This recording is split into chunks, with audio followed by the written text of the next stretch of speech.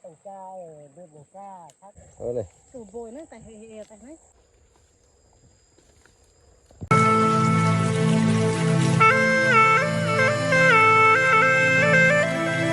กับสบายดีนะพี่น้องเนาะทั้งสาวเราและสาวไทยนะพี่น้องเนาะตอนนี้ก็มาเจอกับลุงเส้นเคยเนาะ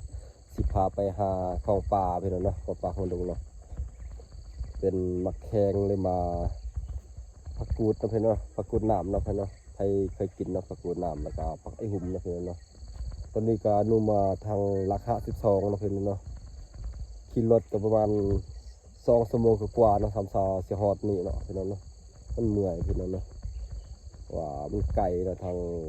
บ้านเฮานะมันไก่นะแถวนี้ก็มีของกินนะพี่น้องเนาะจะได้ยินเสียงอึ่งนะพี่น้องเนาะเสียงนกเสียงอึ่งนะพี่น้องเนาะ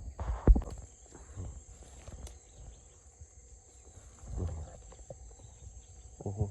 ตัวนี้มันแก่แล้วพี่น้องเนาะเอาตัวมันเอาตัวนี้เลยพาไปทางอึ่งยังหอมอยู่พี่น้อง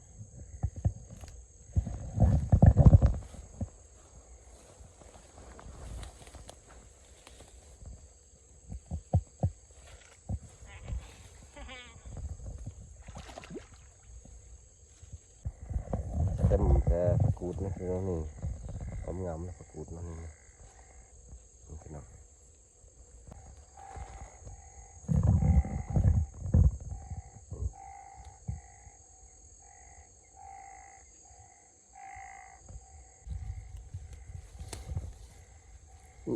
นี่ใส่เปียกแล้วดีเลยประมาณนี้นะพี่น้องเนาะนี่ความงามนะพี่น้อง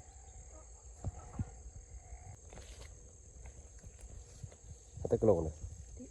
นี่อะไร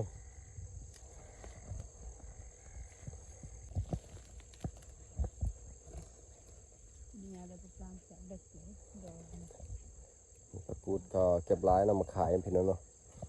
เขามาซื้อพี่น้องตะกูด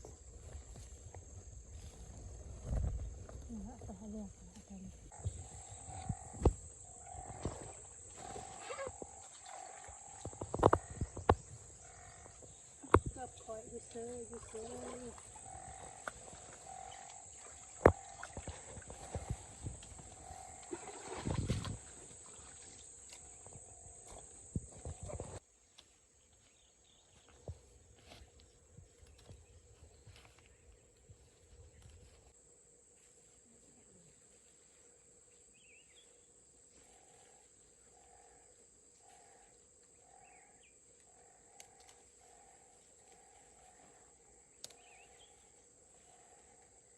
นี่พี่น้องตะกูดพี่น้อง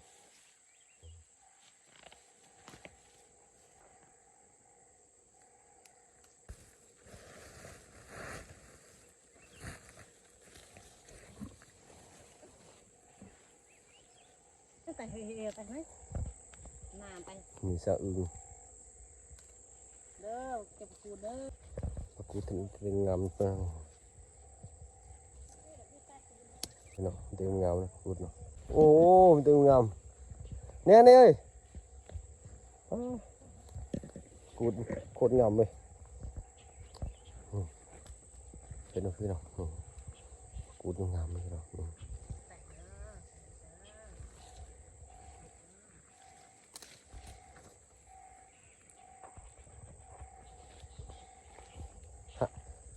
อันนี้อะไรมันเนี่ยตำสูงเยอะเอ็นไม่น่าเป็นเจ้า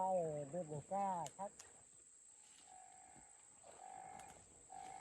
จะมาตั้งอะไรยิ่งเราจะเก็บคุ้มเหมือนอยากกินจะเนื้ออักโซเอตันมันเลยจำก้อนโรสเสือแต่เป็นเกี่ยงดาก็เงี้ยเดียวจะมี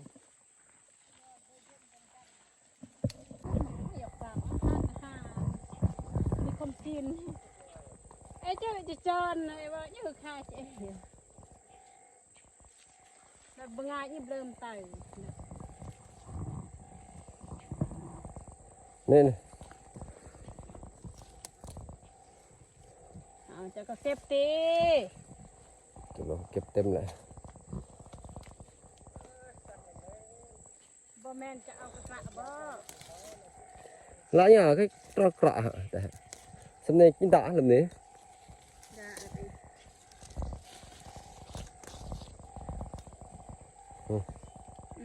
ไปให้เจ้ามาได้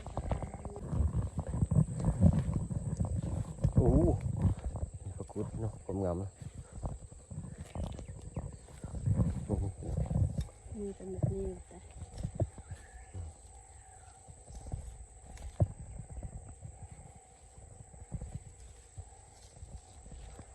พี่น้อง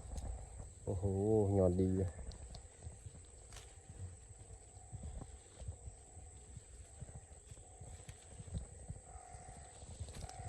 ว้าเสียงอื่นพุ่น11 โมงแล้วเนาะพี่น้อง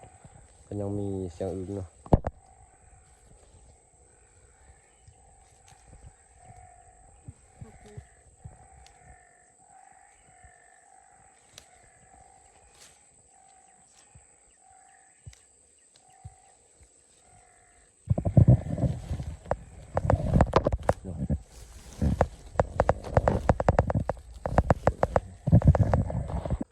ดึกเลย เต็มได้เต็มดึกเหรอ Ừ. ไม่ใช่ để sọp hơn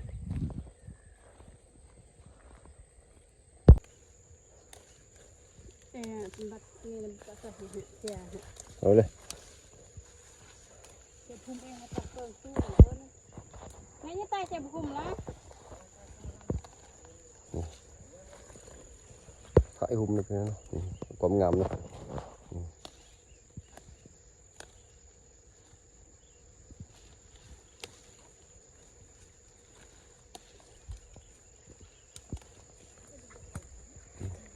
nhọt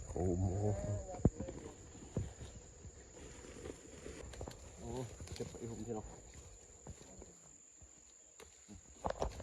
còn ngầm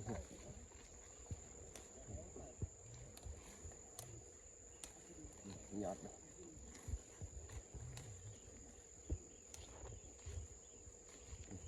เห็ดส้มพี่น้องโอ้แซ่บหลายเห็ดส้มพี่น้องใครเคยกินนี่ก็แซ่บนะบ่าวนูสิพากินนะพี่น้องเบิ่ง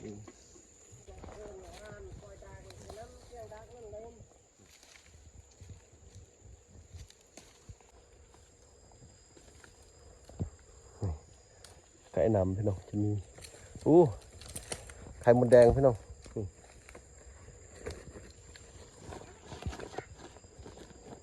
ไข่หุ่มเถอะเยอะเลย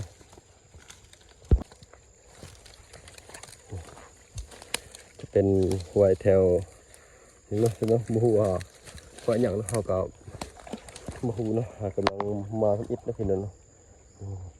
เพราะว่าฝนตกคืนนี้เนาะน้ำจะใหญ่ในเรื่องนึงเนาะน่าจะมีปูปลาหลายนะพี่น้องเนาะ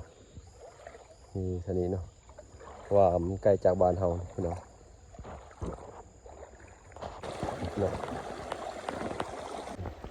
วันนี้เขาก็มาอยู่กับทรายน้ำนะพี่น้องเนาะเพราะว่าคอยเก็บแล้วเนาะผักกูดนะพี่น้องเนาะก่อนก็สิพาไปเก็บอยู่หันนี้เนาะก็ไอหุ่มนะพี่น้องเนาะหุ่มความลายพี่น้องเนาะ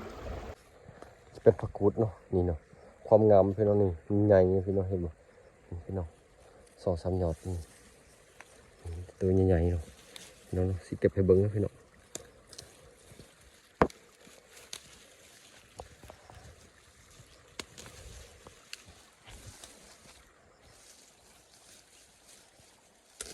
นี่เห็นป่ะพี่น้องความงามพี่น้องผักกูดโอ้โห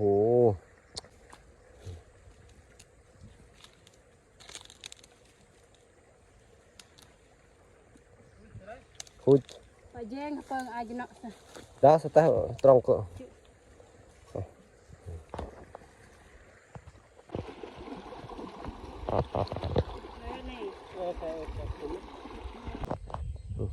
một khen như thế nào một khen nào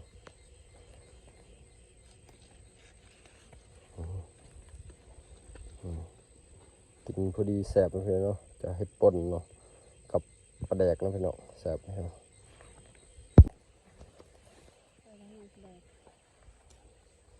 เจ็บมก